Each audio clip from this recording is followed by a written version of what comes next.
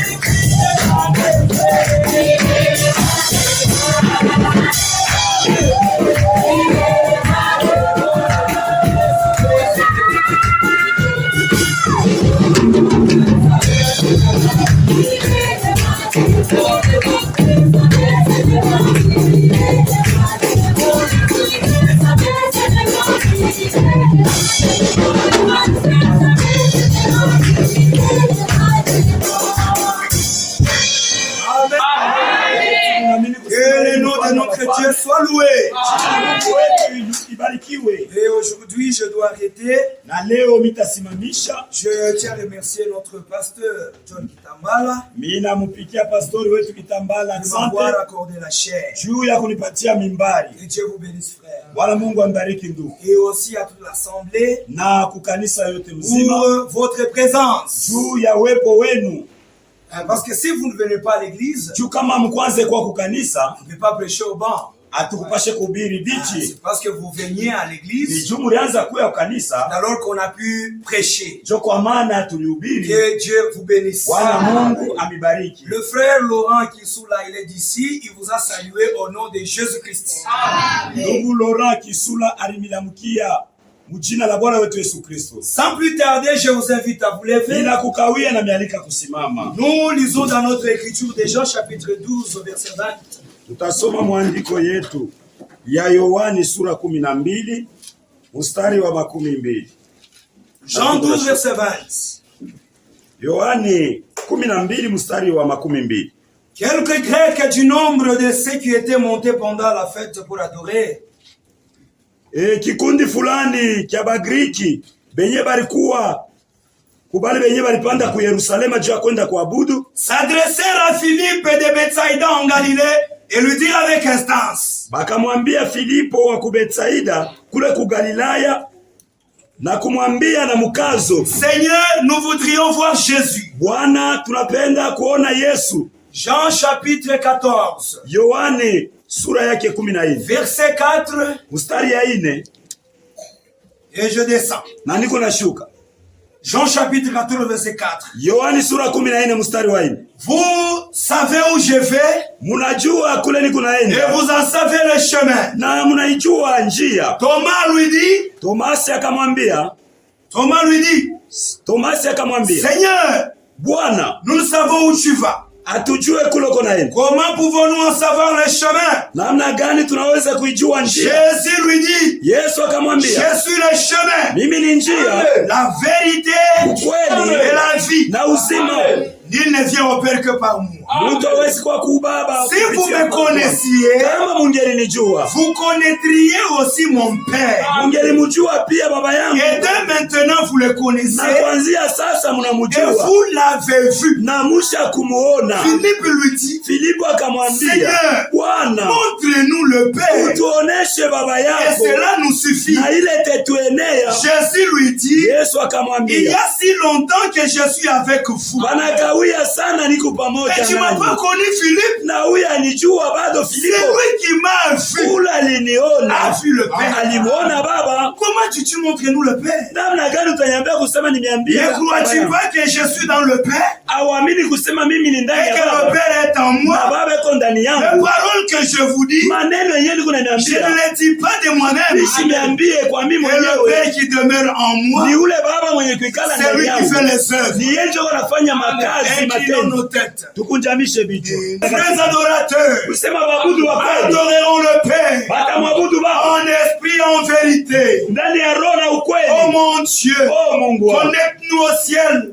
Utuunganishe kumbele. La gloire te sera donnée. Na utukufu itakurudia. La gloire te sera rendue, Seigneur. Utukufu itakuja kwako. En venant dans cette maison. Kufika mwa hii nyumba. Sont venus avec des problèmes. Tulikuya na mamambo. Avec des difficultés. Na mamagumu. Avec des maladies. Na mamagonjwa. Mais nous croyons que tu es Jéhovah Jireh. Lakini tunajua kusema kwa Yehova Jireh. Besoin de chacun. Tayarisha kila hitaji. Guéris toutes sortes de maladies. Na utunze magonjwa yote pa. Nous croyons que tu es le grand médecin. Tunaamini kusema kwa le grand docteur qui n'a jamais existé. Munganga mkuu mwenye hakuweka kutumia. Oh Mungu. Nous comptons sur toi. Tunajikutumainia wewe. Pourquoi les nations diraient-elles? Pourquoi les nations diraient-elles? Où donc est leur Dieu? Seigneur, manifeste-toi à nous. Et que nous puissions comprendre que tu es toujours à côté de nous. Bénis-nous ce matin, Seigneur. Bénis le pasteur de cette église. Bénis les diacres. Les administrateurs. La chorale. Les interprètes. Les sœurs qui t'enchonnent. Et tous ceux qui travaillent dans cette église de différentes manières. Je les abandonne entre tes mains. Au nom puissant de notre Seigneur et Sauveur Jésus-Christ. Sois l'interprète de ta parole ce matin. Et donne-nous ce qu'il nous faut, Seigneur, pour notre préparation.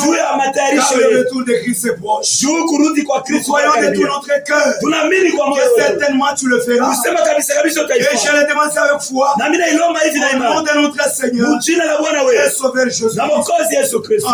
Amen. Vous pouvez vous asseoir. Depuis le mercredi, nous parlions d'un sujet intitulé nous voudrions voir Jésus. Et c'était les désirs que les Grecs avaient. Ils avaient beaucoup entendu parler de Jésus. Ils avaient lu les Écritures concernant l'arrivée du Messie. Ils connaissaient les Écritures. Et Jésus, quand il est venu, il a dit aux pharisiens, aux sadducéens, aux hérodiens, il a dit que les Écritures témoignent de moi. Et c'est Jésus-là était venu sur la terre tellement qu'il a fait beaucoup de miracles. Il a guéri beaucoup de maladies. Il a délivré ce qui était lié. Il a purifié les lépreux. Il a pardonné aux hommes leurs offenses. La renommée de Jésus s'est répandue. Et quand sa renommée s'est répandue, et que les Grecs ont saisi la chose, ils ont eu le désir de le voir. Ils se sont dit, nous avons tant entendu parler de ce Jésus. Il avait ceci en Galilée. Il avait cela à Nazareth. Mais cette fois-ci, nous devons aller nous-mêmes et le voir en face. Ils ont refusé les explications. C'est pourquoi même dans ces temps de la fin, on ne fait plus beaucoup d'explications. Nous vous appelons à venir vous-même rencontrer le Seigneur Jésus-Christ. Et ils sont arrivés. Ce sont adressés à Philippe. Frère, notre Jésus, c'est une personne tellement humble. Il est tellement simple. Il a été confondu avec les disciples. Il était au milieu. Mais comment il croit un ami? Mais si c'était toi et moi, il peut nous découvrir facilement. Il devrait nous découvrir facilement. On devrait tenir un langage qui pouvait montrer aux gens que réellement nous sommes là. Mais la vie de Jésus, c'est une vie qui était couverte de l'humilité. Et la Bible dit, l'orgueil précède de la chute et l'humilité précède de la gloire. Cherchons Dieu. Pour monter, il faut d'abord descendre. Oh frère, le créateur du ciel et de la terre, confondu avec ses disciples, jusqu'au point de ne pas être reconnu. Philippe dit, vous cherchez à le voir. Ça va venir. Ils sont partis. Et Philippe a dit à André. André et Philippe ont dit cela à Jésus. Ils ont vu Jésus de leurs propres yeux. Et Jésus commença à leur parler. Nous avons besoin que Jésus parle. Quand Christ parle, c'est la vie. Et à leur retour, Na mkurudia kwa. Il pouvait aller expliquer aux autres. Walipasha kwenda kuambia watu wengine. Nous avons entendu. Tulianza kushikia. Quelqu'un Mtu moya. Qui parlait. Alikuwa anasema. Unamwona mtu ashasema. De la manière que dont l'homme n'a jamais parlé. Le langage de Jésus. Msemeo wa Yesu. Est différent de notre. Iko yenye kuachana na yetu. Et la parole de Jésus. Na misemo ya elle est accompagnée de la vie. Iko na shindikizo la buzima. Et frère Amdi. Na ndugu Branham anasema. Ce matin. Si vous avez le même désir que les Grecs. Kama ulikuwa na mania moya moja ya voir Jésus-Christ. Ya kumuona Yesu. Il se laissera être trouvé par vous. Atajatilia umupate. Et vous allez le voir. Na mutamuona. Est-ce que vous avez besoin de le voir? Mungu lazima kumuona. Nous voudrions voir Jésus. Tunapenda kuona Yesu. Les pasteurs ont parlé. Bapastori balisema. Les prophètes ont parlé. Manabii balisema. Les révérends ont parlé. Révérends balisema. Et nous les avons vus. Na shetu libaona. Mais cette fois-ci, lakini imani. Nous voudrions voir Jésus. Tunapenda ni kumuona Yesu. C'est ce qui est plus important. Ndio kile kwa lazima. C'est pourquoi cet homme de Philippe, il a dit, Seigneur, au lieu des explications, au lieu des explications, c'est que tu dois faire. Montre-nous seulement les pères. On ne va pas encore te poser des questions. Notre Dieu sait comment régler les situations. Il dit à Philippe, je suis avec vous. Et tu ne m'as pas encore connu. C'est lui qui me voit, moi je suis. À Philippe. C'est vrai. Et pendant nous avons épinglé 4 points. Nous avons dit que nous voyons Dieu dans 4 étapes. La première étape, nous voyons notre Dieu dans son peuple. Si tu es un enfant de Dieu, ça suffit. Même si tu es pauvre, si Dieu habite en toi, ça suffit. Et nous voyons Dieu dans ses enfants, les hommes et les femmes. Attends quelqu'un, il vient, il te pointe le doigt pour te dire que tu n'es pas un enfant de Dieu. Si je sais que je suis réellement sauvé, je m'en fous de tout cela. Et le mercredi là, nous avions dit que même si les gens parlent mal, que Jésus c'est un bandit, Jésus est un enfant illégitime. Nous, ce que nous ferons, c'est nous attacher à ce Ndumba. Attends quoi Ndumba, ça ne nous regarde pas. Ce que nous savons, nous ne sommes pas ce que nous étions. Nous sommes enfants de Dieu. Et si le monde a besoin de voir Dieu, il le verra au travers de votre vie. Maisha yenu. Non, votre vie montrera Jésus au monde. C'est vrai. Les catholiques sont à la recherche de Dieu. Les branhamistes sont à la recherche de Dieu. Les kimbanguistes sont à la recherche de Dieu. Mais où est-ce qu'ils vont le voir? Frère, c'est chez nous où ils verront Dieu. C'est nous qui avons Dieu noir sur blanc. On ne peut pas discuter. On ne peut pas avoir honte de le témoigner. Ceux-là qui ont Dieu, c'est nous. C'est pourquoi, frère, je ne peux pas m'hasarder d'abandonner Dieu et aller dans des sectes. Jamais au grand jamais. Je sais une chose. Là où je suis, c'est un enfant de Dieu qui marche. Et Dieu demeure en moi.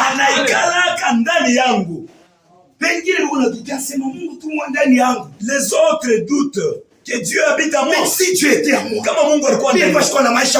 devrais avoir une bonne vie. Je devrais avoir une belle maison. Frère, Frère, ndugu, kuya mtoto wa Mungu, être un enfant de Dieu, et avoir Dieu en toi, na kuwa na Mungu ndani ça yako, dépasse kwa na vitu vyote vya dunia. inapita toute chose, Ça dépasse. inapita. Être un enfant de Dieu, Kuwa mwana wa Mungu c'est le titre le plus élevé. ni cheo ya juu zaidi. Il a pu être appelé pasteur. Ça dépasse. Il a pu être appelé comme ni apôtre wala vitu gani. Ça dépasse être appelé. C'est le titre le plus élevé. Ni cheo ya juu sana. Regardez aujourd'hui. Mwangalie leo. Il y a déjà kuko batu. S'ils ne trouvent pas le titre dans l'église, kama bapate cheo mkanisa, il commence des problèmes. Banaanza mamambo. Il va quitter l'église. Banaanza kufia kutoka. Moi je me contente seulement d'être un enfant de Dieu, c'est fini. Mimi nafurahiwaka tu ni kuwa mtoto wa Mungu kuna nini. Le pastorat n'entrera pas au ciel. Asha kipastora itaingia kama mbingu. Être évangéliste kuwa mwinjilisti ne vous fera jamais entrer au ciel. Haitakuingiza kama le ciel c'est pour les enfants de Dieu. Ni juu ya watoto ya Mungu. Les cieux vont rester. Macheo tabakia. Vous allez mourir. Mutakufa. Et ça va rester. Na vile vyote vitabakia. Vous voyez? Munaona. Et le deuxième point. Na nukta ya pili. Dieu dans sa parole. Mungu ndani ya neno lake. Si vous voulez voir Dieu, kama mnapenda kuona, regardez dans sa parole. Muangalie ndani. Vous allez le voir. Na mutamuona. Car Dieu est sa parole. Jo Mungu na neno lake. C'est une seule chose, une seule personne. Ni mtu moja. Il n'y a pas de différence. Hakuna wachanisho. Et comment connaîtrez-vous que Dieu est dans sa parole? C'est quand il accomplit ce qu'il a promis. Et là, vous comprenez que Dieu est dans sa parole pour l'accomplir. C'est vrai. Il est dans sa parole. Et nous avons dit, si vous lisez la Bible, et que vous ne voyez pas Jésus dedans, recommencez et vous allez voir Jésus dedans. Car toutes les Écritures ont parlé de lui.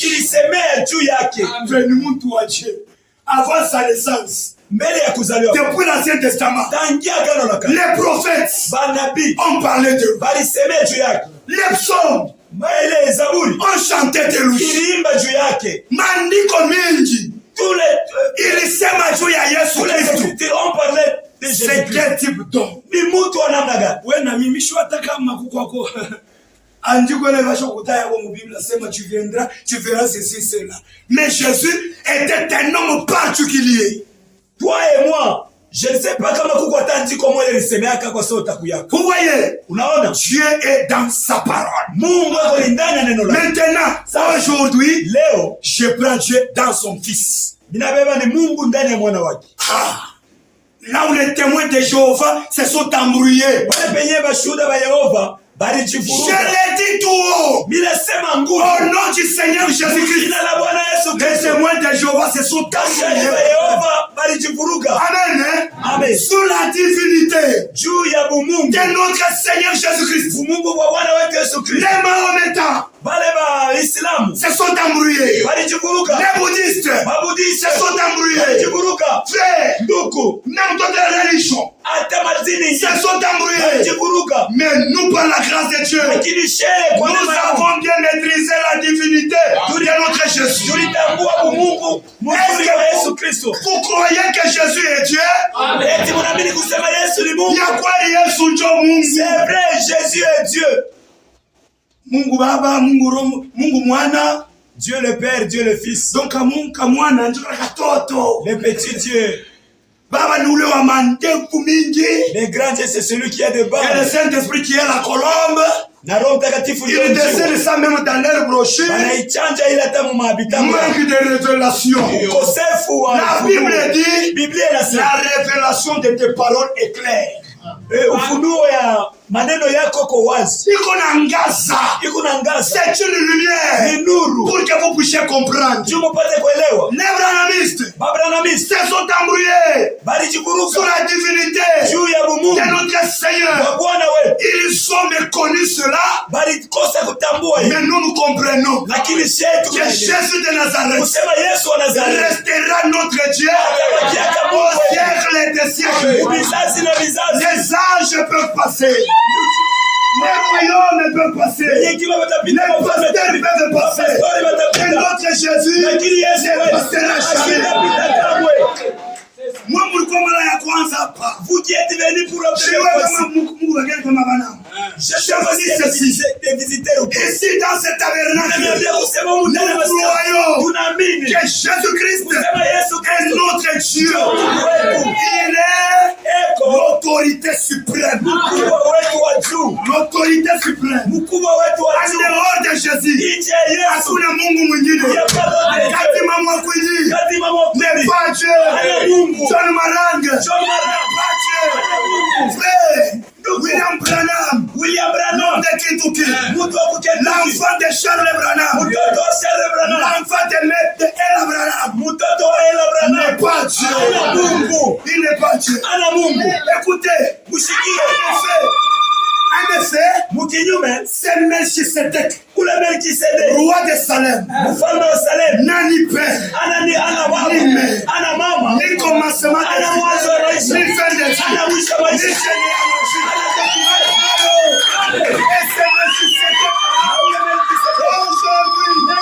aujourd'hui, il est venu dans une chair prier Jésus-Christ. Et Jéhovah, de l'Ancien Testament, c'est Jésus dans le Nouveau Testament. Oh, William Branham Manzami Mungu tu wa Mungu. Oh, William Branham Mungu Mungu. Moi payé ni machimu. Ou bien ni. Vous êtes des fous ou quoi? Ni maladie cérébrale ou quoi? C'est la maladie cérébrale ou quoi? Mais William Branham. Lakini William Branham reconnaît la divinité de notre Seigneur Jésus. Il reconnaît cela. Même si vous montez, même si vous descendez, Jésus-Christ est Dieu. C'est ça, non? Il ne faut pas nous amener notre Dieu. C'est faux. Et Dieu ne partagera jamais sa gloire avec les idoles. En aucun cas. Notre Dieu restera toujours Dieu. C'est comme ça.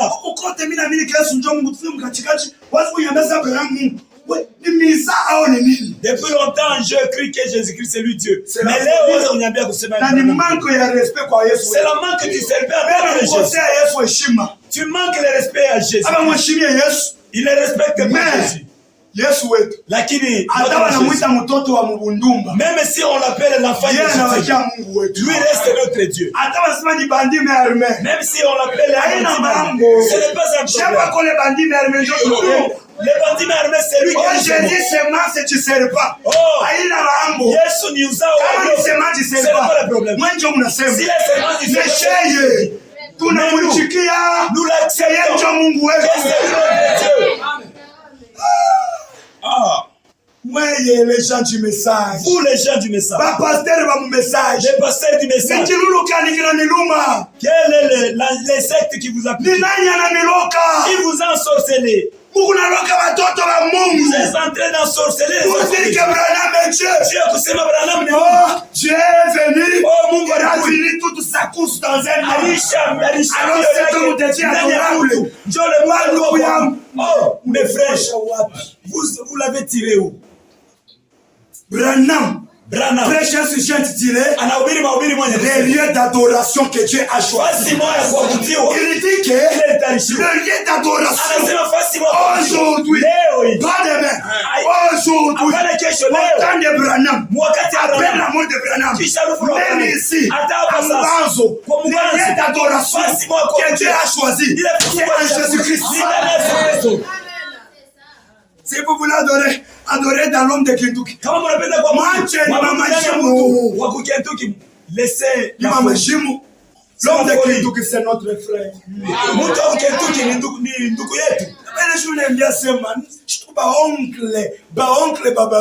C'est pourquoi l'autre jour, je vous ai dit que nous sommes les oncles des branhamistes. Parce que Branham, c'est notre frère.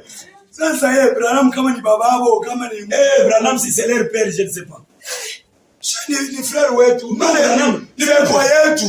C'est son neveu. Mungu, Dieu, Yesu Kristo, Le Seigneur Jésus est incomparable. Il est incomparable. Si nous mettons Branham ici, Branham atatuanga magoti. Branham va presser. Il va s'effacer. Il va s'effacer. Oh mon Dieu. Oh mon Dieu. Ce jour-là, il est si quand il priait pour les malades, il demande à Jésus, Seigneur Jésus, efface-moi de la scène. Mais toi-même, Branham s'écarte. Jésus descend. Il commence à opérer le miracle. Il commence à guérir. C'est par orgueil. Ni quoi orgueil? C'est pas ni quoi kiburi. C'est comme ça que vous. Il refuse de revenir aux Écritures. Oh frère, nous sommes retournés à la voie des apôtres. Le message nous a retournés. Message numéro 1, les messages vous ont ramené. Est-ce que les apôtres ont crié que Paul était Dieu? Ils ont crié Paul était Dieu. Mais moi, je l'ai vous dans cette excès de zèle. Vous arrivez même de le dire. Branham Wantumba. Oh, Branham Wantumba. J'ai un cravate. Mungu mu cravate. J'ai un costume. Oh, Mungu mu koti. Mungu abarumie sana. Que Dieu le pardonne. Ils ne connaissent pas ça. Yesu wetu. Notre Jésus. C'est lui Dieu. Ça monte et ça descend. Le refuser, ça c'est le mensonge. Toi, un prédicateur, on t'achète. On t'achète pour commencer à prêcher Branham. J'ai décidé de mourir. Ça va m'aider à quoi de gagner le monde entier, mais perdre ton âme. On construit pour toi une étage. Une jeep. Mais aujourd'hui, le Dieu adorable c'est Branham. Na unafika mkipimo cha kusema Mungu wa kuabudu ni Branham. Tu prêches seulement cela, c'est tout frère. Avec des citations mal comprises, falsifiées. Il est kuelewa mzuri na banachanga changa. Frère, alikuwa tunamhubiri Yesu bien. Le frère qui prêchait Jésus. Dans peu de temps, il commence à se tirailler. Frère, apana. Oh, frère, non. Je comprends que Branham du monde, frère. Moi, je comprends que Branham, c'est lui. Avec ses écureuils, il a créé les écureuils, frère. Il a ressuscité les petits poissons, frère. Et puis, dans la maison de Atirite, il a demandé à Atirite, demande ce que tu veux, ça te sera donné à l'instant même.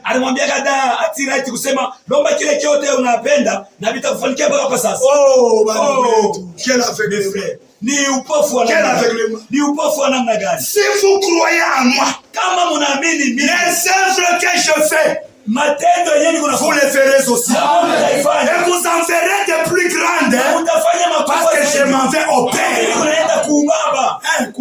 Mungu alibariki sana. Que Dieu soit loué. 2 Corinthiens chapitre 5. 2 Corinthiens chapitre 5. Verset 17. Verset 17 à 19. Écoutez. Si quelqu'un est en Christ, il est une nouvelle créature. Les choses anciennes sont passées. Voici, toutes choses sont devenues nouvelles. Et tout cela vient de Dieu qui nous a réconciliés avec lui par Christ. Et qui nous a donné le ministère de la réconciliation. Car Dieu était en Christ, réconciliant le monde avec lui-même, en n'imputant point aux hommes leurs offenses, et il a mis en nous la parole de la réconciliation. Est-ce que vous croyez que Dieu est en Christ? Les témoins de Jéhovah vont parler là. C'est Dieu qui était en Christ. Mais Jésus a dit, moi et le Père, nous sommes Quand nous sommes en communion, quand on est en communion, il s'agit de deux personnes. Mais quand il s'agit de l'unité, c'est-à-dire que c'est une seule personne. On les baptisa au nom du Père, du Fils et du Saint-Esprit. Oh, ils ont dit que mubabatize mu jina la Baba, Mwana na Roho Mtakatifu. Oh, Père n'est pas un nom. Oh, Baba ina njina. Père n'est pas un nom. Baba ina njina. Fils n'est pas un nom. Mwana ina njina. Ce sont les titres d'un seul Dieu. Ni macheo ndani ya Mungu. Et le nom de Dieu, na njina ya Mungu, c'est Jésus-Christ. Yesu Kristo. Est-ce que vous comprenez, frère? Eti munaelewa ndugu? Regardez. Mwangalie. Tu es maçon. Uko frère Jacques là-bas, chez lui on l'appelle papa. Ndugu Jacques hapa kwake wanamuitaka baba. Mais le travail qu'il fait, je ne sais pas s'il est maçon. On l'appelle encore maçon. Makazi anafanya kama sijue. Banaweza kumuita tena maçon. On l'appelle encore menuisier. Banaweza kumuita menuisier. On l'appelle chauffeur. Banamuita mtembeza gari. Est-ce qu'il s'agit de trois personnes? Eti ni batu batatu. Il s'agit du même Jacques dans trois fonctions. Ipaka Jacques moya mu makazi tatu. Et là il s'agit d'un seul Dieu dans trois fonctions. Na pale iko ni mambo ya Mungu moya mu makazi tatu. Quand il créait, wakati anaanza kuumba, il était père. alikuwa ni baba. Quand il est venu, wakati alishuka pour l'œuvre de la rédemption, anakuja juu ya kazi ya ukombozi. Il est né par la Vierge Marie. Anazaliwa kupitia Bikira Maria. Nous l'appelons fils. Tunamuita mwana. Et quand il est parti, na wakati alienda, il a fait la promesse. Alifanya malako. Restez à Jérusalem. Mubakie ku Yerusalemu. Vous recevez une puissance. Mutapokea uwezo. Le Saint-Esprit. Roho Mtakatifu. Survenant sur vous. Itakuja juu yenu. Vous serez mes témoins. Mutakuwa à Jérusalem. Ku Yerusalemu. En Samarie. Et dans toute la Judée. Na Yudea. Le même Dieu là est revenu dans leur cœur sous la forme du Saint-Esprit. Alikuja mioyo yetu. Mwali ya Roho Mtakatifu. La même personne. Ça s'appelle le Seigneur Jésus-Christ. Et le nom de ces trois personnes, banamuita Bwana Yesu Kristo. De ces trois choses. Jina ya vile vitu vitatu. Ça s'appelle le Seigneur Jésus-Christ. Banaita Bwana Yesu Kristo. Frère, nous, en étant, Dieu en étant en lui, Mungu akiwa ndani yake, frère, il a réconcilié le monde avec lui-même. Nous sommes réconciliés avec Dieu. Est-ce que vous comprenez cela? Nous sommes réconciliés. Kama wewe una réconcilié, c'est toi. Mais nous, même ce matin, tulishapatanishwa na Mungu. Nous sommes réconciliés avec Dieu.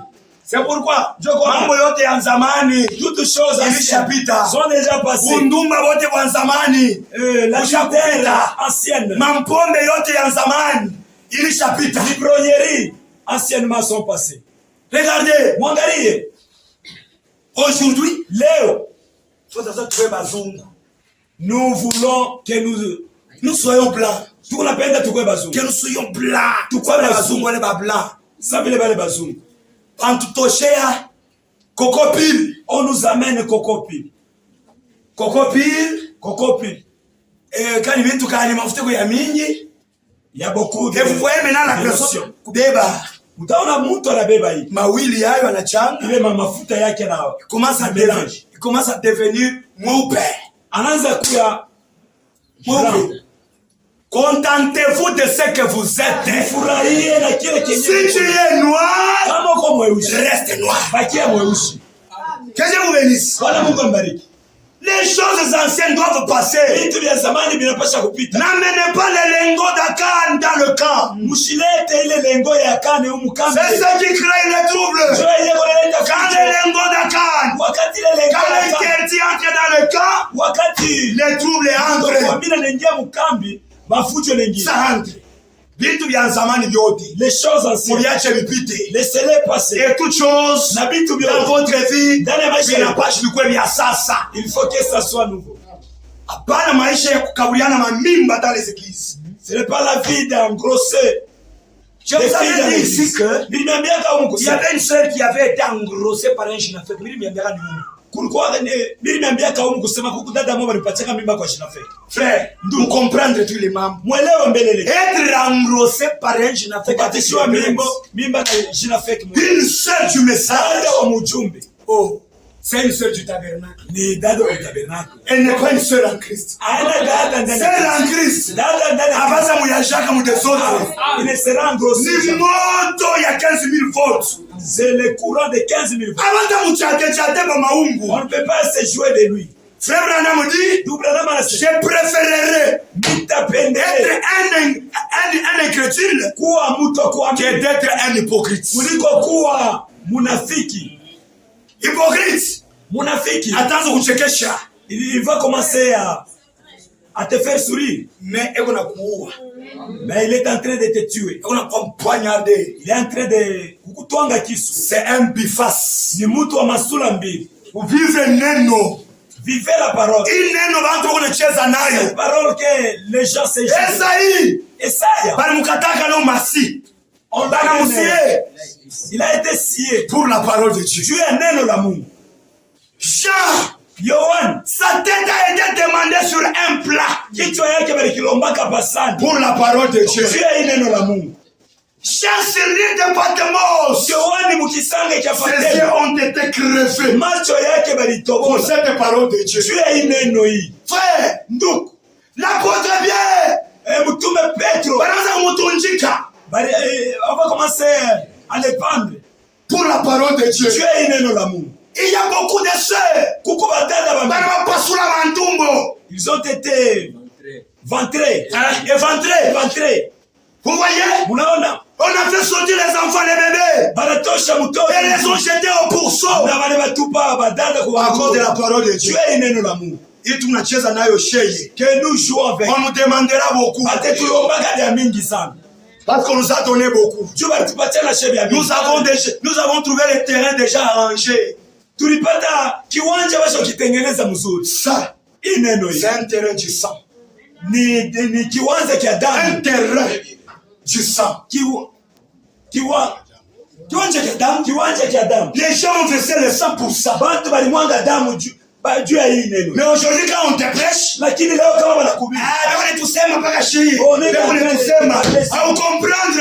comprendre un enfant de Dieu. Merci Seigneur. Mais si vous n'êtes pas enfant de Dieu, tu vas dire, parce qu'on est en train de parler. Nous manquons à faire, nous. Pour venir commencer à semer à bande. Et frère Ramdi, un serviteur de Dieu. Quand Dieu lui dit de dire quelque chose, et qu'il ne le dit pas, il jette la honte à Dieu. Il jette la honte à Dieu. Dieu dit ceci. Toi tu ne le dis pas. Il jette la honte à Dieu. Vivons la parole de Dieu. Que Dieu vous bénisse. Dans le 30e siècle, papa président, et maman présidente, parce que le pasteur lui-même le fait. Parce que le pasteur lui-même voir un pasteur au message Ndumba. Un passé du message, c'est honteux. Nous transmettons la vie que nous avons.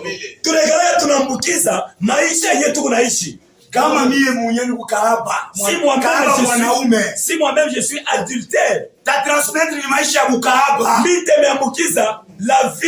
de si je suis je vais transmettre le nous donnons que ce que nous avons. C'est ce que nous donnons. Que Dieu nous aide. C'est vrai. Vous voyez. Colossiens chapitre 1. Colossiens 1.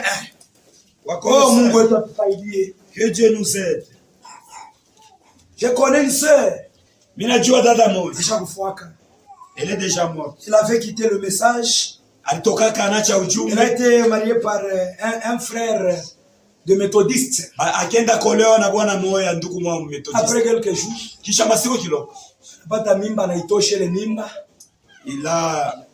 elle a conçu. Elle a avorté. Elle a avorté. Et les intestins ont commencé à pourrir. Aucun péché ne restera impuni. Toi, tu avortes. Beaucoup de sœurs du tabernacle sont devenues de putes. Parlons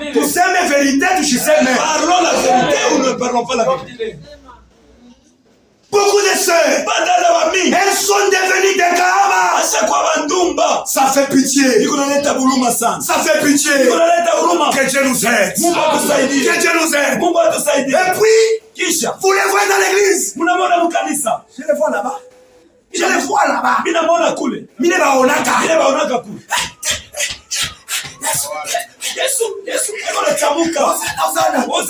a onction. Maisha ya usharati et la vie d'adultère. Ce n'est pas une bonne onction. L'onction doit être conforme à la parole. C'est vrai. Ni mubaya sana. Oh, c'est malheureux vraiment. Mais ma soeur, vous les sœurs, vivez la parole de Dieu. Dieu n'est pas votre ami. Il n'est pas votre grand-père. Il n'est pas votre oncle. Jésus n'est pas votre oncle. Ne joue pas avec Dieu. Amen. Dites Amen. Dites Amen. C'est la parole que nous prêchons. C'est quelle c'est? Les gens commencent à faire citer leur pasteur. C'est très mauvais. Tellement que nous sommes habitués de Dieu. Nous sommes habitués de sa parole. Nous sommes habitués au serviteur de Dieu. On voit c'est comme si nous on est un jour, vous entendrez votre dernier sermon et vous quitterez la terre. Un jour, watakula mchanga yangu ya mwisho na utatokeza kwa dunia. Sitanira. Mais quand tu t'aniras, utaenda bila Mungu. Tu partiras sans Dieu. Utaenda peke yako. Tu partiras seul. Njia bila Mungu ni njia ya Mungu. Le chemin sans Dieu. Quand tu veux mourir, pars avec Jésus. Sema na Yesu. Wende na Yesu. Avec Jésus. Wende na Yesu. Usikutie mzambi. Ne mourrez pas dans le péché. Na mama na udejeje, batoto wanange wapenyewe. Hakuna taboka. Oh mon Dieu. Le message ne sera jamais une dénomination. Le message restera le message. Les gens peuvent s'organiser. Mais la parole, elle ne peut jamais être une organisation. Je connais la vérité. Je te dis la vérité. Et la vie que tu dégages. Na maisha la fille na ule binti mwenye unaribisha. Tu vas la marier? Non. Hapana. Est-ce que tu vas la marier? Que Dieu ait pitié de ton âme. Mungu akona huruma na nafsi yako. Qu'il ait pitié de ton âme. Akona huruma na nafsi yako. Wakati inako. Il n'y a pas le temps. Je vois Yemisa. Ne jouez pas. Revenez à la parole. Kunena la Mungu. Revenez à la parole. On ne peut pas être des prédicateurs. Ce message. C'est grave en tout cas. Prostituée. Un prédicateur qui compte 16, 20 femmes, 40 femmes. Ça c'est quel prédicateur? C'est le prédicateur au Satan. C'est le prédicateur du diable. Votre vie parle plus fort que vos paroles. Il ne suffit pas de prôner le christianisme. Même un devin peut le prôner. Oui. Mambo ni maisha yetu. Le problème c'est notre vie. Ni maisha yetu. C'est notre vie. Mujua la hypocrite frère. Ne soyez pas des hypocrites. Hypocrisie ni mpepo mbaya. Unafiki ni un esprit mauvais. Kwenda konga mwanamke wengine mamakuta, bibi yako unahangaika. Unakuloka ni nani? Tu donnes de l'argent à d'autres femmes, mais ta femme est en train de souffrir. Les enfants, ils n'étudient pas correctement. Trouver à manger. Ça devient une difficulté. Mais toi, tu prends ton argent pour aller donner. Elle est maquillée jusqu'aux dents. Acha kujipenda mpaka na kumema. Mwanamke wote. Toute femme. Unaona mapantalon ni ndumba. Porte le pantalon c'est une pute. Attache wake mundumba ni ndumba. Mais si il est comme pas adultère mais c'est Frère Branham dit. Frère Branham dit. Ndugu Branham anasema. Kama mwanamke ashavala mbaya. Wakati mwanamke ashavala mbaya. Elle est mal habillée. Ashavala mbaya. Elle est peinte. Ashakulipenda. C'est que vous devez dire. Kile mnapasha kusema. Si vous voulez la saluer. Kama unapenda mnamsalimia. Saluez-la. Mnamkie. Madame viande pour chien bonjour. Asema moi Madame viande pour chien. Nyama ya imbwa. Nyama ya imbwa takulia. Nyama ya imbwa. Bonjour. Jambo. Muna ya kumashikio munaliekaika. Watobera mashikio. Mustobera watoto mashikio. Vous prenez des histoires, vous mettez aux oreilles de vos enfants. C'est le signe de l'esclavage. Ni alama. Batumwa mw'Ancien Testament. Alama ya utumwa mwagano. Marque ya kuambia ke batabakia batumwa kolote. Banazo batumwa na njoo mashikio. La marque qui montrera que ils resteront des esclaves. Pour toujours. On trouve les oreilles. C'est ça. Jovile. Bandotolo mashikio. Quelqu'un qui a un mashikio yemelela. Oh mon Dieu. Oh mon Dieu. Et puis vous professez être chrétien ou chrétien. Chrétien est pitié de votre âme. Mungu amerumie. Arumie manafsi yenu. Tumajipe. Des jupes. Comme plus là. Toujours dessiné. Des jupes collants. Hein. Toujours dessiné sous-vêtements. Michezo. C'est dans l'assemblée des saints. Ni michezo Mungu anakutoa batakatifu. Uchafu bote wende nje. Uchafu la santé bon dehors. Sema amen. Badala mtiki amina. Unaweza kutaka kusema amen ndio unyeleza mnashirika. Dites amen. Museme amina. Que Dieu vous bénisse. Voilà Mungu ameni. C'est la parole. Ni neno. Colossiens chapitre 1.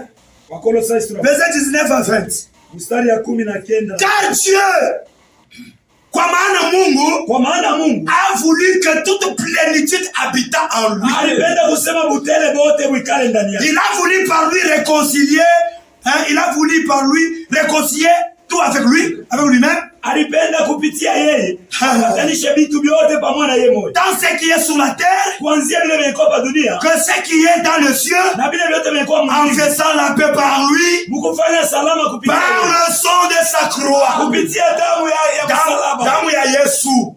Le sang de Jésus. Ça nous a apporté la paix. Il tuletea salama. Oui. Nous sommes en paix. Tuko ndani ya salama.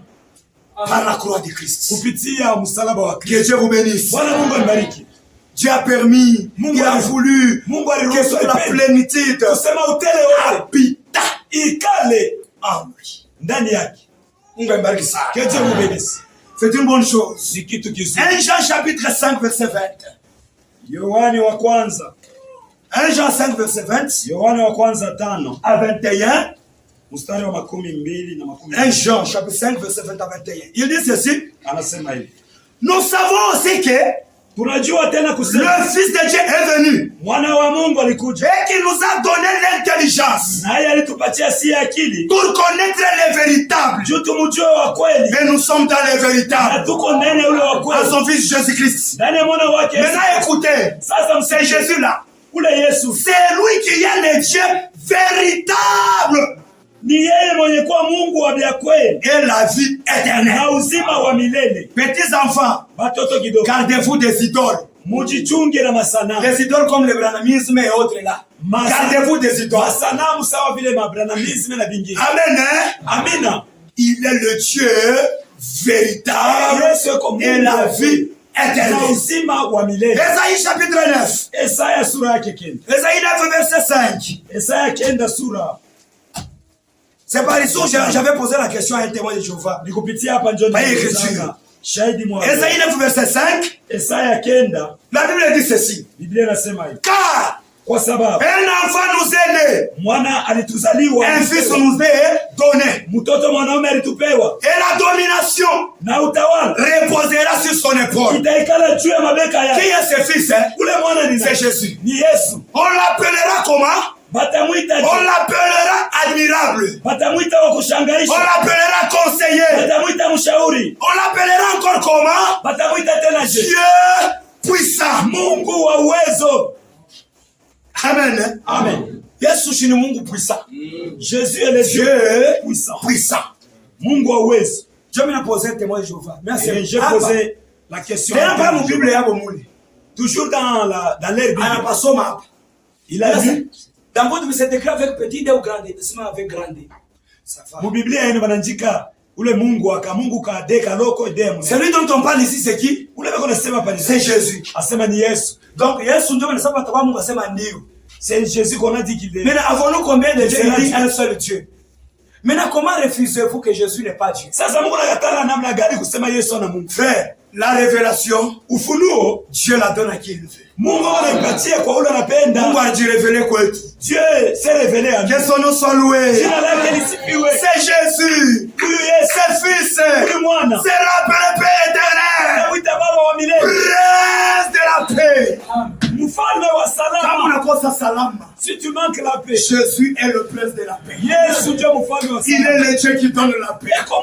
Même ce matin, si tu n'as pas la paix, la paix est là. Le donateur de la paix est là. Car il est le prince de la paix. Oh, j'aime ça. Il dit Dieu puissant. Le Dieu puissant, c'est Jésus. C'est le prince de paix. Le Père de l'éternité. C'est le roi de beauté. Le merveilleux en sagesse. Par qui toute chose est faite. Notre Dieu, il est le Dieu puissant. Il y a le Dieu puissant, Yesu. Amen. Si tu veux voir Dieu, regarde Jésus, tu vas voir Dieu. Philippe, je suis tout ce temps avec vous. Tu ne m'as pas connu. C'est lui qui m'a vu, moi. Il a vu le Père. Non, vous l'avez vu. Vous les connaissez. Et vous l'avez vu. Où est-ce qu'il était devant eux? Vous les connaissez. Et vous l'avez vu. Il était devant eux. C'est Jésus-là. C'était bel et bien lui le Père dans la chair humaine.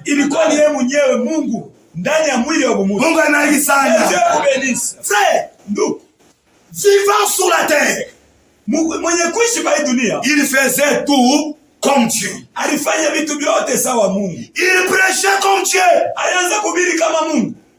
Il guérissait comme Dieu. Il ressuscitait des morts comme Dieu. Il parlait comme Dieu. Alléluia. C'est pourquoi dans la Bible, il y a des gens qui s'étaient étonnés de la manière de parler de Jésus. Dans Jean chapitre 7. Jean 7, verset 43 à 46. Est-ce que nous allons ensemble? Ok, Jean chapitre 7, verset 43 à 46. Écoutez ceci. Il dit donc à cause de lui division parmi la foule. Quelques-uns d'entre eux voulaient le saisir. Mais personne n'a mis la main sur lui. Ainsi les huissiers, ils ont été envoyés pour aller. Mais Jésus commença à leur parler. Ainsi les huissiers retournèrent vers les principaux sacrificateurs et les pharisiens. Leur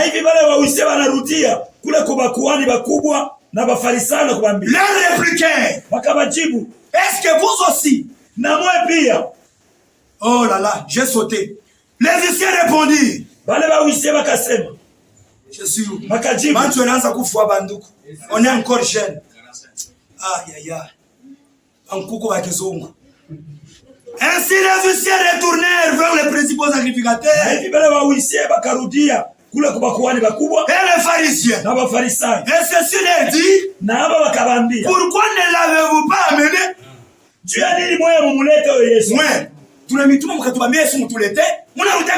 Pourquoi? Écoutez les réponses. Les huissiers répondirent, jamais, vous nos chefs, jamais on n'a parlé comme cet homme.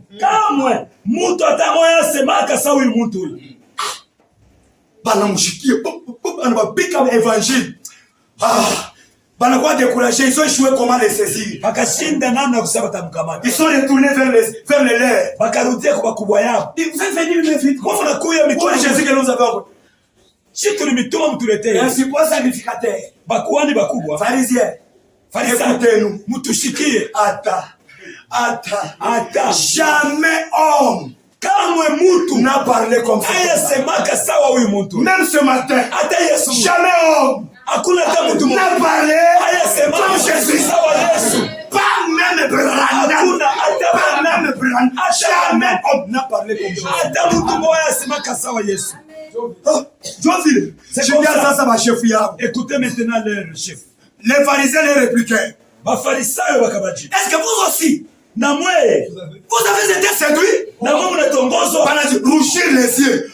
Bakashirika sana. Il a séduit les autres. Vous aussi. Alitongoza wengine na mwe. Moi espoir yetu. C'est vous qui étiez nos espoirs. Moi madiacre yetu.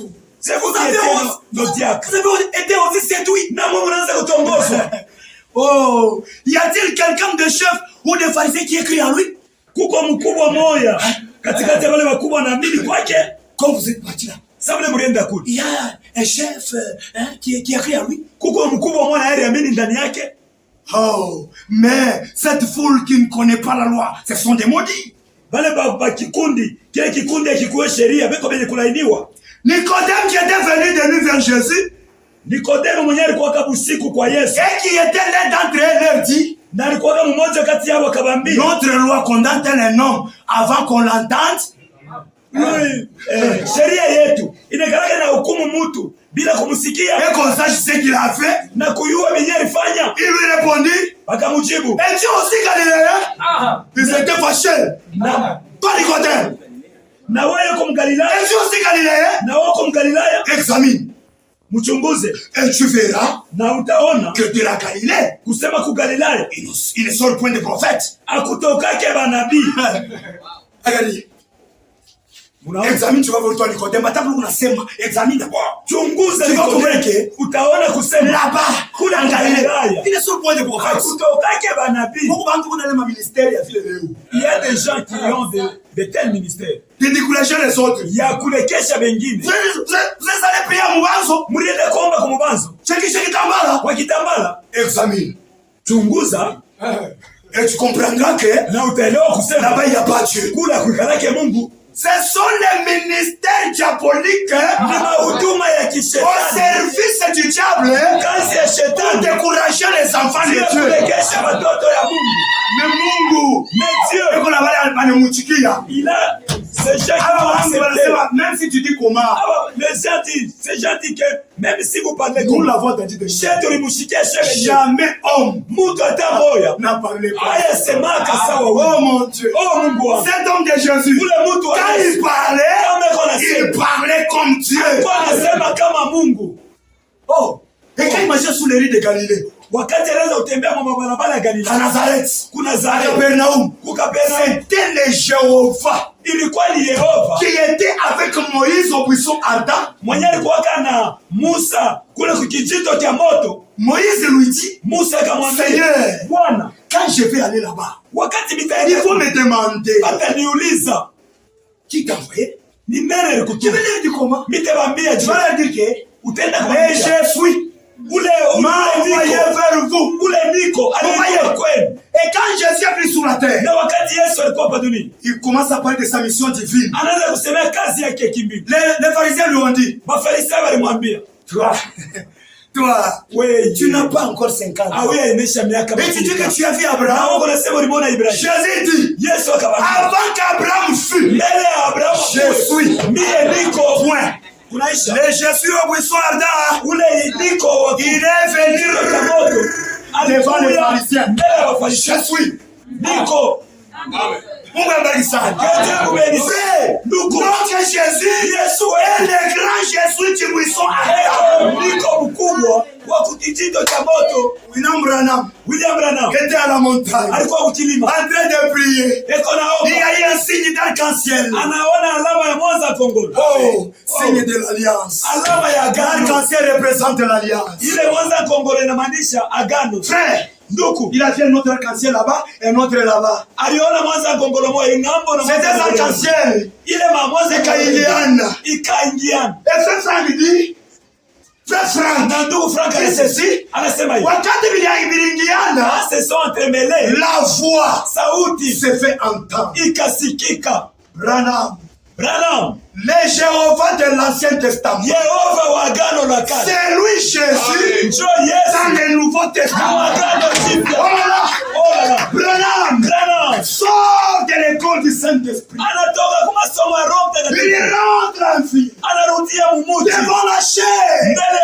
Il dit, vous savez mes frères, quand j'étais à la montagne, j'ai vu une vision de l'arc-en-ciel. Et ce matin, moi-même je vous dis, c'est Jésus-là, c'est Jéhovah-là, sans aucun nombre de doutes. C'est lui Jésus. Alléluia. Et si moi, Branham, j'essayais de prendre la place de Jésus, je deviens antichrist. Et j'aimerais le rencontrer comme étant un malade. J'aimerais les rencontrer comme un toqué. Mais je n'aimerais pas les rencontrer comme un antichrist. Oh! Frère Branham! Viens parler! Aux gens de la Odyssée! Viens leur dire que tu n'es pas Dieu. Amen. Jésus Christ est tout nous va bien. Notre Jésus est bon. Maintenant, Jésus était 100% homme, alikuwa 100% mtu, 100% Dieu. 100% Mungu. Vous connaissez cela? En tant qu'un homme, sawa vile mutu, il avait pleuré à la tombe de Lazare. Aliliaga kwa makaburi kule kwa Lazaro. Oh Lazaro. Oh mon ami à moi. En tant que Dieu, sawa vile Mungu, il s'est devant la tombe. Anasimama mbele ya kaburi. Lazaro, sort. La voix de Jésus, sauti ya Yesu, va. Inaenda. Là où était l'âme de Lazare, kule kulikuwa nafsi ya il a récupéré. Il a récupéré ça. Inakuwa. Et l'âme, nafsi. Oh, l'esprit de Lazare retourna. Oh, roho ya Lazaro on voit un homme wanaona mtu couché là-bas. Il se lève. Un homme pourri depuis 4 jours. Mtu alikuwa mwenye koza tangia masiku. Anaanza kunuka. Il Seigneur, tu peux pas. Bwana hautaweza. Ça veut dire que quand vous chantez la pierre, il sent déjà. Ça fait déjà 4 jours. Martha. N'ai-je pas dit que si tu crois, tu verras la gloire de Dieu?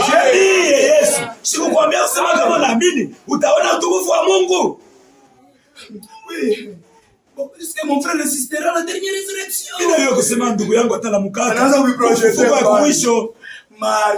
Martha. Je suis la résurrection. Le chemin et la vie. Si quelqu'un croit en moi, il vivra. Quand même il serait mort. Alléluia. Amen. Voyons d'abord. Et il a prouvé à la tombe de Lazare qu'il était Dieu. Écrivez cela. Jean chapitre 11. Verset 34 à 35. Là, il pleura comme un homme. Jean chapitre 11, 34 à 35. Maintenant, toujours Jean 11, verset 43-44. C'est là où il a ressuscité. Lazare sort. Là, il était plus qu'un homme. Là, c'était Dieu. Que Dieu vous bénisse. Vous voyez, comme un homme, il eut faim devant l'arbre. Oh, il n'y a même pas de fruits. Oh, tu ne produis pas de fruits, toi. Que jamais Na kuanzia sasa personne mtu atamoja mange de ton fruit. ashika kule ku matunda ya Balende. ils sont partis. Petro upicha kwa sala moja. Au retour Pierre a regardé. Baba, Mon père, baba, mon père, ile mti urilani, l'arbre que tu as maudit, yone nagauka. c'est déjà séché. Je vous l'ai dit. Si Niliambia vous avez de la foi, kama mko na imani vous direz à cette montagne, mtambie demandez là, toka je te donne la main, Nitupe mubaya. et cela se fera. Na ile mambo Si vous ne doutez pas, kama vous msheke verrez s'accomplir. na mtendo itatimilika. Ça, c'était un homme qui a eu faim. Ile ilikuwa kani mtu Il est parvenu même à maudire l'arbre. anafikia na mkulaani mchi. Yo, munjala ya Yesu muchi ya benye nafingiwa mu. Muchi innocent. Que Dieu vous bénisse. L'arbre a été maudite. Mchi inalainiwa. Dans la fin de Jésus, Munjala ya Yesu. l'arbre a été maudite. Mchi inalainiwa. Mais, Lakini en tant que Dieu, sawa vile Mungu les gens étaient là-bas. batu walikuwa hapa. Alors, où est le Yakulia? Il n'avait pas mangé. Jésus, les disciples sont partis vers Jésus. Bamitume wakamfuata Yesu. Seigneur, Bwana, nous voulons renvoyer le fou là. tunapenda turudishe Il kikundi. ne faut pas manger. Batu ajua kuna chakula. Oui, Kisha il y a des soeurs qui sont venus de Colosie. kumbe wengine walitoka Kolwezi. Les autres sont venus de Kinshasa. Wengine walitoka Ils Kinshasa. sont venus de suivre toi, Jésus. Wengine walikuwa kufuata ni wewe Mais Yesu. ils ont fait, ils veulent rentrer. Sasa beko na njaa napasha barudie. Moi, même, je m'appelle Yakulia. Vous Donnez-leur à manger, vous donnez-leur à manger. Seigneur, on n'a rien à manger. Hapa tulisema tuna chakula. On a que 5 pains et 2 poissons. Tuko na mikate 5 na samaki 2. Apportez-les-moi ici. Muilete mbele mimi hapa. Oh, là, Oh, pale. là, Pale. ce n'était plus encore un homme. Alikuwa tena mtu. Quand il a eu faim, c'était un homme. Wakati alikuwa na Mais njaa. là-bas, il prend les poissons Pale anabeba samaki. et il prend les pains. Na anabeba mikate. Il commence à prier. Anaanza kuomba. Il commence à rendre grâce. Anaanza kushukuru. Après avoir rendu grâce, Kisha kushukuru. frère, Donc, banaanza kukabula mikate. il commence à distribuer Mikate le haishi. pain. Le pain ne se termine pas. Banakata banakabula. Mikate kunaongezeka inaanza kutokea. Le pain se Voilà. multiplie. Vous et moi, on ne connaît pas. Ouais, la Notre Bible Dieu dit. est le Jéhovah Jireh. Mungu wetu ni Yehova Le Jireh. même Dieu là Ule qui Mungu nourrissait Élie anapatia bakorbo chakula. Mwenye alilisha Elia. Kitone. Au corbeau. Vous les corbeaux, amenez la nourriture. Wewe kunguru, mbona mkapeleke chakula? Chakula. Kunguru analeta chakula. Élie prend Elia anaanza kuikula le pain. chakula, Il mkate. mange. Eko Il na boit de kula. l'eau. Anakunywa na Il maji. force. Anapata Mungu nguvu. wetu ni Jéhovah Jireh. Notre Dieu, il est Dieu Jéhovah qui Jireh. pourvoit à nos besoins. Na yeye ndiye anatayarisha kwa mahitaji yetu. Quand il a multiplié le pain Wakati alisidisha et les poissons, na ce n'était plus un homme. Haikukuwa Là, c'était plus qu'un homme. Pale ilikuwa zaidi ya Musa. C'était Dieu. Ilikuwa ni Mungu. Il n'y a que Dieu qui puisse faire ça. Ikuko tu ni Mungu tu anaweza kufanya. Maintenant, Sasa il y a une chose que j'aimerais vous dire. kuko kitu kama nilipenda kuniambia. Dans cette génération, Mui kizazi le ministère de Jésus est encore retourné. utumishi ya Yesu ilirudia tena pa dunia. Est-ce que vous comprenez cela? Eti mnaelewa? Le ministère de Jésus. Huduma ya Yesu. J'ai dit bien le ministère Huduma ya Yesu. de Jésus Ya Yesu est encore retourné ilirudia tena pa dunia. dans la vie du prophète William Aaron Branham. Mu maisha nabii mtumishi Branham. Jésus devant la femme. Yesu mbele ya mwanamke. Il lui dit, va appeler ton mari. Anamwambia utakete bwana yako. Elle dit, je n'ai pas de mari. Mwanamke anasema shina na bwana. Ça va, par là tu as dit vrai. Hii mambo ni Qu'est-ce que tu n'as pas de mari? Hauna na Car bwana. tu as eu 5 maris. Ulikuwa na bwana tano. Et le 6e là que tu as, Na huyu wa sita n'est pas ton mari. ana bwana yake. Venez voir. Donc il m'a dit, tout ce que j'ai fait ne t'intéresse pas de Christ. Haina njoo Kristo. Frère, Ndugu, un jour, siku moja William Branham pouvait alipasha passer le dos contre l'auditoire. anageuka, anatupia mkongo kanisa. Mpa fulani, Muba fulani. il y a une sœur Buko dada boy. habillée de rouge noir. Anavala rouge noir. Son nom c'est elle. Jina yake ni fulani. Elle vient de l'Angleterre. Anatoka kwa Angleterre. Elle est venue pour tel cas. Anafuata ni mambo fulani. Ainsi tu le Seigneur. Ili Bwana anasema, Ma sœur, dada yangu, vous êtes guérie. unataka Retournez chez vous en paix. rudia kwa Tout en Bwana. glorifiant Dieu. Mshukuru Mungu. Est-ce que vous comprenez cela? Et tu m'as Vous pouvez tourner les dos Alipasha anageuka et discerner la vie. Mais na cela, anatambua maisha. cela ne fait pas de Branham Dieu. Ile mambo haifanye C'est juste un ministère. ni huduma Est-ce que vous comprenez cela? Que Dieu vous bénisse. C'est vrai, frère. Il y a des choses que frère m'a faites que tu ne peux pas t'imaginer. Un frère, dans la prédication des trônes, un frère suit frère Branham. Il dit frère Branham, j'ai perdu les clés de mon véhicule. C'est comme ça. Tu ne sais pas où tu les as posées. Je ne sais pas, frère Branham. Là, je suis dépassé. Attends une minute. Prions. Seigneur Dieu Tout-Puissant. Tu connais là où il a le soleil. Frère, silence. Et toi? Va dans galerie. Kumpembeni. Utakuta pale mafungulo yako ishakuanguka. Wende awaelokota iko pale. Oh mon Dieu. Le ministère de Jésus est manifestant au dernier jour dans sa vie de William.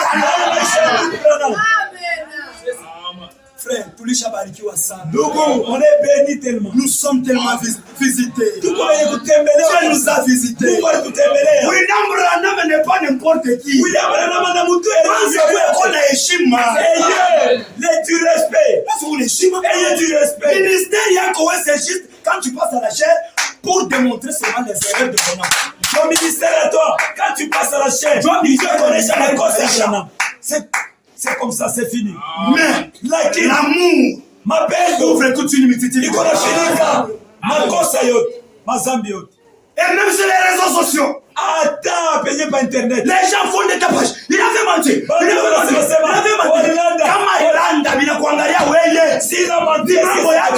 C'est ton problème à toi. Pourquoi juges-tu un serviteur d'autrui? C'est lui qui l'a enrôlé lui-même. Faites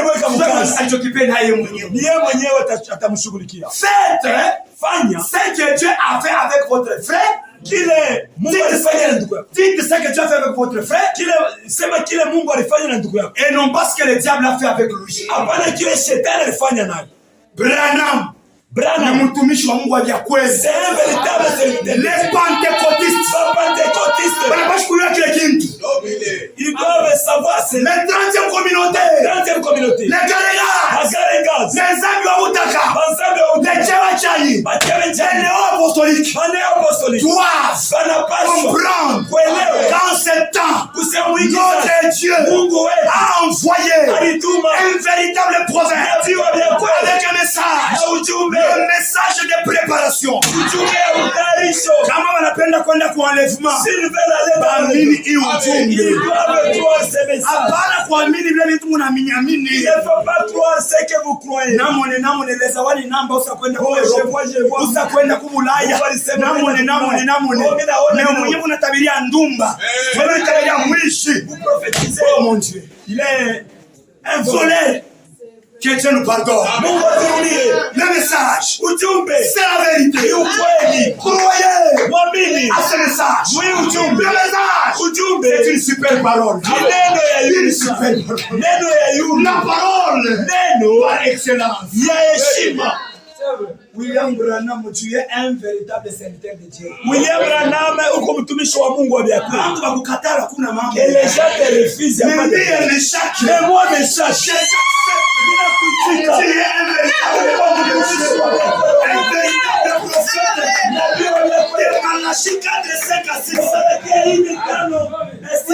c'est ça l'actualité. C'est ça l'actualité. Oh, prédicateur. Répétez ce que disent les bandes. Répétez ce que disent les bandes. Ne créez pas autre chose. Prêchez ce qu'on vous a donné par le Saint-Esprit. C'est comme ça. Avant de créer, il ne faut pas créer. Mais c'est mes journées, tu dis t'aimes pas les. Oh, la mâchoire de Samson. Oh, la mâchoire de Samson. Ça n'a pas de tête. Le message de qui est là. Frère, nous.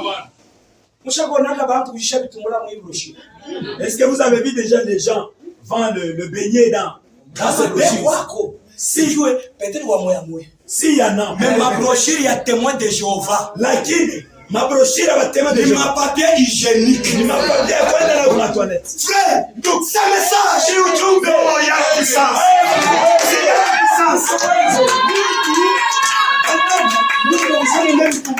Quelqu'un s'il anasoma tipe. Il lit seulement le tipe. Messieurs, nous voudrions voir Jésus. Et bwana tunapenda anafungula mkongo. Anaangalia mkongo.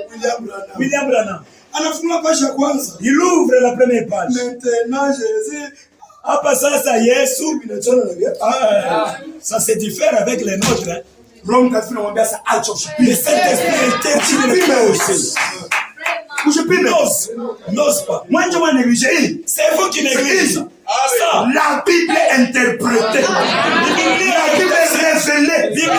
La Bible est expliquée. Bible est facile. Ah oui, au monde. Cet homme. C'est comme on parlait avec l'ancien l'autre jour. Il n'a même pas étudié. Branham n'a pas étudié. Imprimérien. Mutu wa masomo ya chini. Kama mu 6e primaire. Kama ni mu 6e primaire. Mais quand il commence à expliquer la mathématique. Kama anaanza kukuexpliquer mathématique. Les mathématiciens qui sont dans la jungle. Bale benye ba mathématiciens. Akibamba électricité. S'il commence à parler sur l'électricité. Il commence à expliquer l'électricité. C'est ceci, c'est comme ça.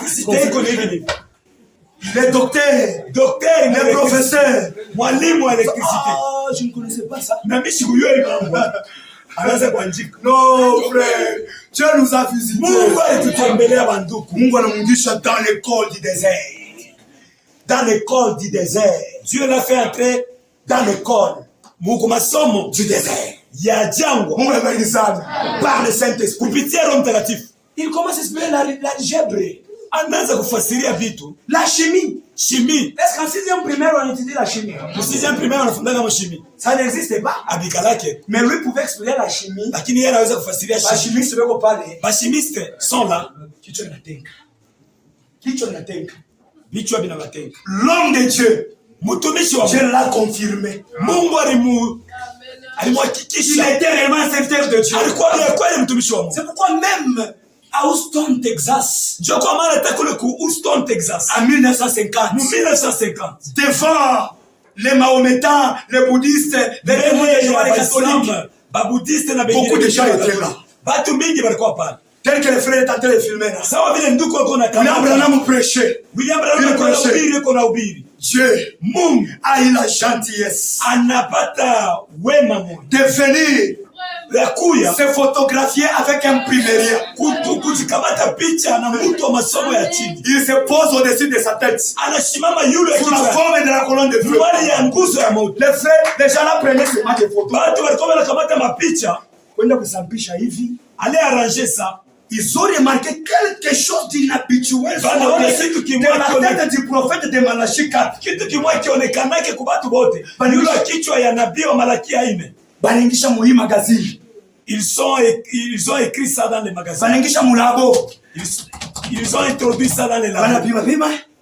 Ça, ce n'est pas de cette terre. Ça, c'est le surnaturel. Frère, les gens ont vu Dieu, Mungu, s'imposer au-dessus de la tête de Frère Branham sous la forme de la colonne. Pour confirmer le prophèet de Malachi 4 qui était le véritable prophète. Il faut que il faut qu'on vous dise ce que Dieu a fait dans la vie du prophète Branham. Aujourd'hui, les gens dans ce message restent seulement à la Bible seulement. La Bible seulement. Non, on ne peut pas lire les brochures, la Bible seulement. Ça, c'est Dieu mal compris. Ça, les prophètes de Malachi 4. Est-ce que tu pouvais comprendre les Écritures? Nous avons compris les Écritures au travers de ces prophètes. Alors, mon jardin d'Éden, il est venu nous dire que dans le jardin d'Éden, ce n'était pas les pommes qu'on a mangées.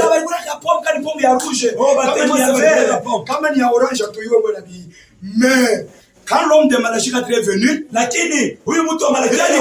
vous savez mes frères, ce jour-là, oh, Oh là là. Oh là là. Ce n'est pas l'ancien. Il était le plus proche de l'homme. Celui qui était le chaînon manquant. Entre l'homme et le chimpanzé. C'était lui qui était au milieu. Il avait des pieds. Il avait des mains. Il pouvait parler comme un homme. C'est pourquoi il apparaît à elle. Ève a été séduite. Elle n'a pas mangé les fruits.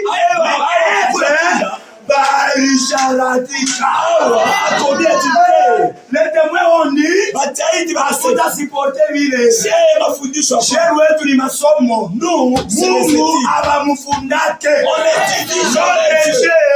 C'est le vrai. Dis-tu que je suis moi le fils de l'homme. Moi munasema nini? Ni Yesu mwana. Les disent que tu es prophète. Oh bengine basoko nabii. Les disent que tu es Élie. Bengine basoko Elia. Oh tu es Moïse. Oh Musa. Mais moi. Vous maintenant que je suis. Moi munasema niko nani? Seigneur, Bwana, tu es uko le Christ. Le fils du Dieu vivant. Mwana wa Mungu aliye. OK. Pierre, ce n'est pas la chair et le sang qui t'ont révélé cela.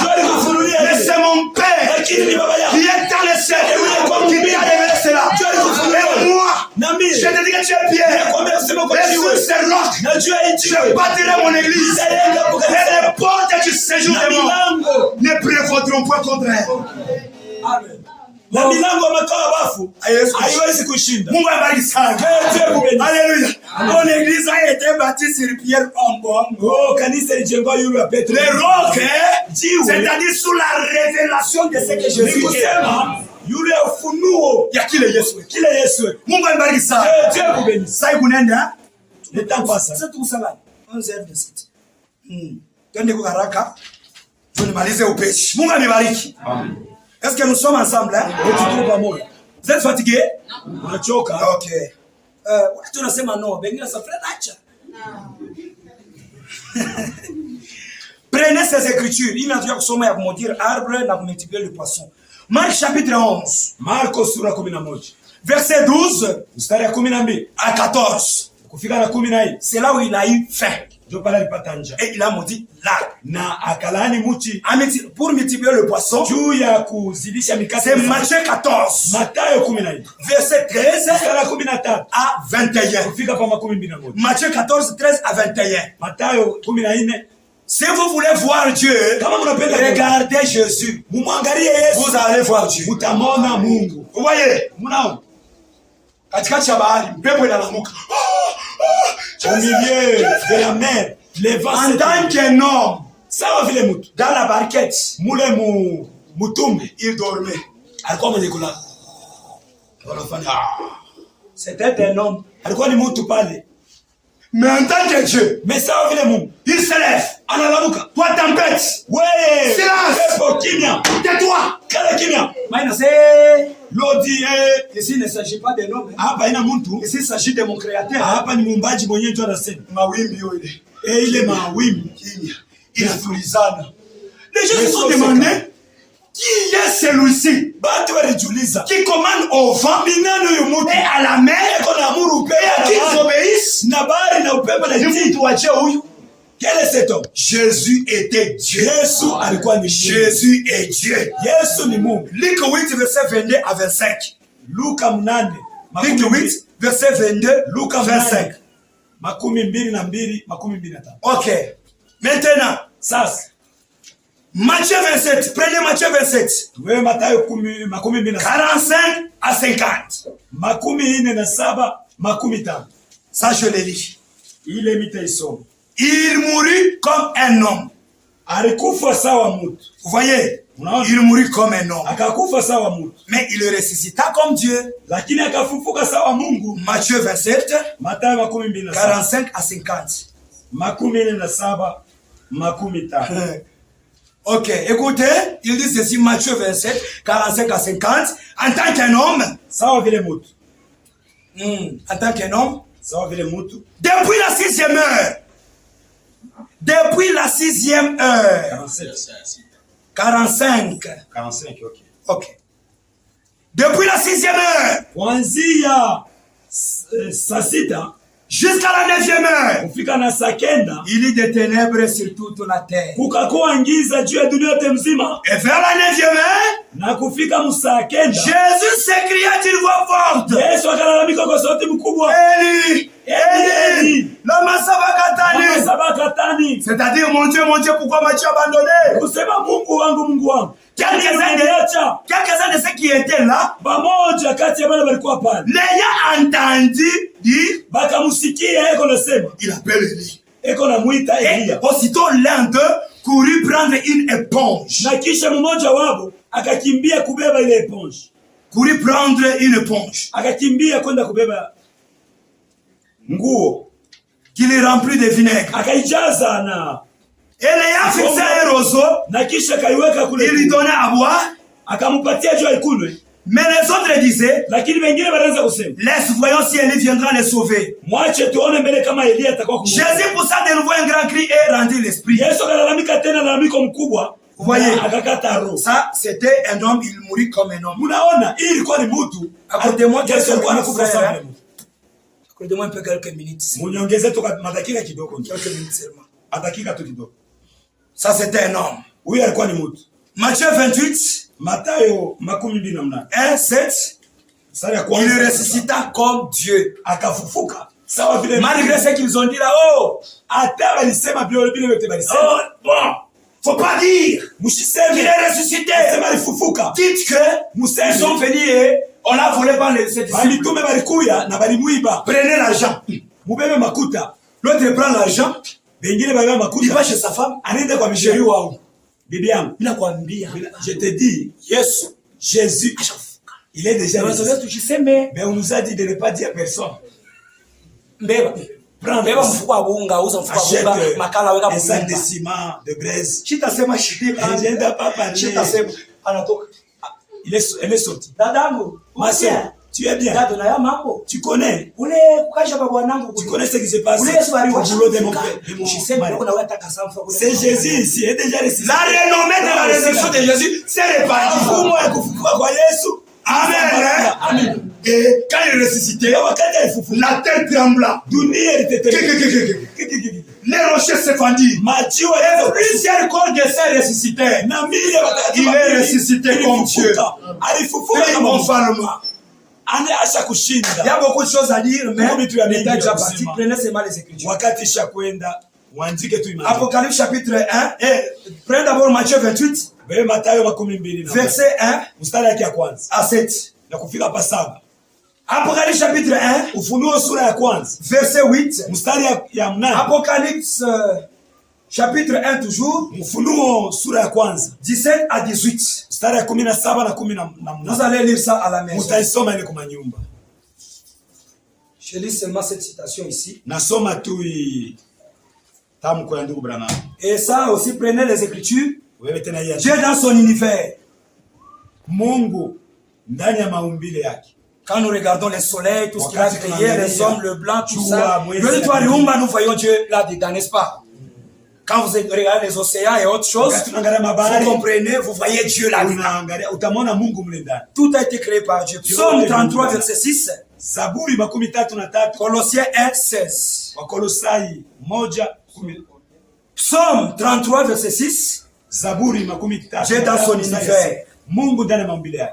Colossiens 1, 16. Écrivez ce paragraphe. Montrez-nous le Père, paragraphe 5. Montrez-nous le Père, paragraphe 5. Montre le Père, paragraphe 5. Montrez-nous le Père. Messieurs, nous voudrions voir Jésus, paragraphe 15. Et j'ai lu juste une citation ici. Et on m'a déjà signalé que le temps est parti. Et je vous libère.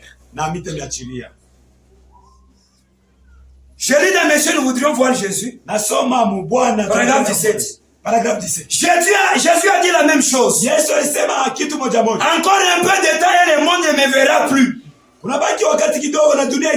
vous me verrez. Car je serai avec vous. Même en vous jusqu'à la fin du monde. Maintenant, il y a de vous. Il y a. Mais il va y avoir de vous dans tout dans toutes les générations. Dans tous les âges, c'est vrai. Vous me verrez sur le croyant. Maintenant, si nous nous mettions à chercher Jésus ce soir, nous ne nous attendons pas exactement à voir les gens d'habits qu'il portait. Voir quelle instruction il avait. Quel diplôme il avait obtenu de quel collège? Ou de quelle dénomination il était membre? En effet, nous ne les retrouverions jamais dans rien de ce genre. Peu importe combien cela est bien, nous ne retrouverions jamais Jésus dans cela. Embrouillé dans une organisation ou par le port des habits, ou par une certaine façon de s'habiller. Il s'habillait comme un homme ordinaire. Il marchait dans les rues comme les autres hommes. Il n'avait pas un aspect différent de quelqu'un d'autre. Il passait au milieu de gens, des foules, et on les cherchait, on n'arrivait pas à les reconnaître. Parce qu'il avait un aspect comme un homme ordinaire. Mais cependant, il était lui-même Dieu. Dieu était en Christ, réconciliant le monde avec lui-même. Quand il était ici sur terre, il n'y avait jamais eu de naissance comme la sienne. Il n'y avait jamais eu de mort comme la sienne. Et il n'y avait jamais eu quelqu'un qui était ressuscité d'entre les morts comme cela.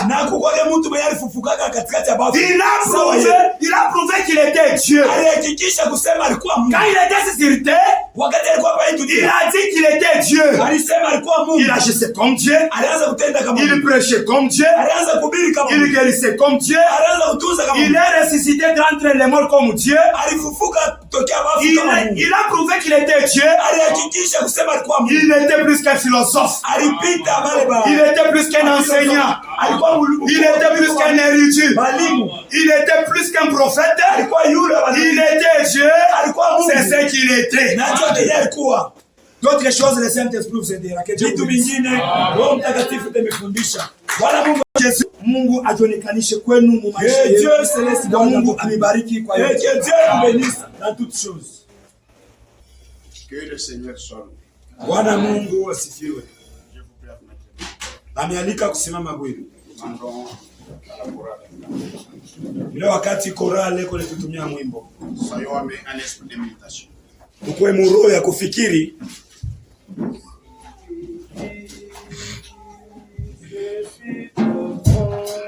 Nous sommes debout pour la prière. Tusimame wima juu ya maombi.